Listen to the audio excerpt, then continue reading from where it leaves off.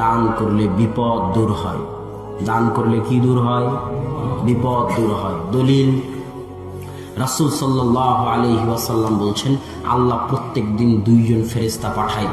একজন ফেরেশতা বলে যে, আল্লাহ আজকে যে যত দান করলো তার তত পূরণ করে দাও। ওয়া আতি মুমসিকান তালাফা, আর যে যতটুকু দান করেনি তার ততটুকু ধ্বংস করে দাও। আল্লাহু আকবার। আজীব হাদিস।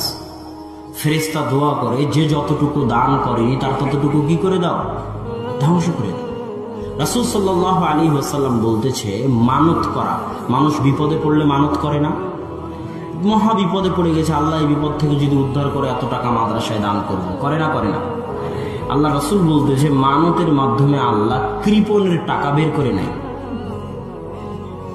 এটা পৃথিবী পরিচালনায় আল্লাহর নীতি।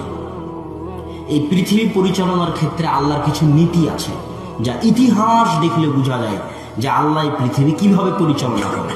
তো পৃথিবী পরিচালনায় আল্লাহর নীতি হচ্ছে, যখন কেউ দান করে না তখন আল্লাহ সিস্টেমে তার টাকাটা বের করে নেয়।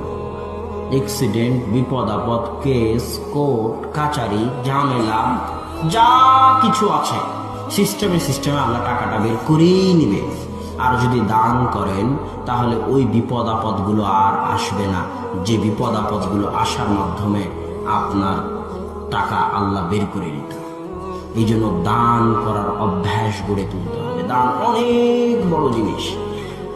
যে কোনো বিপদে পড়েন না কেন, যে কোনো, আমাদের জীবনে বিপদ আপদ আসে না? আসে না?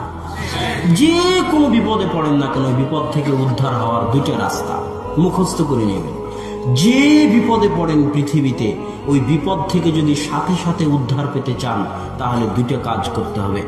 এক, বিপদে পড়ার সাথে সাথেই ওযু করে সালাতে দাঁড়িয়ে আল্লাহর নিকটে দোয়া করতে হবে।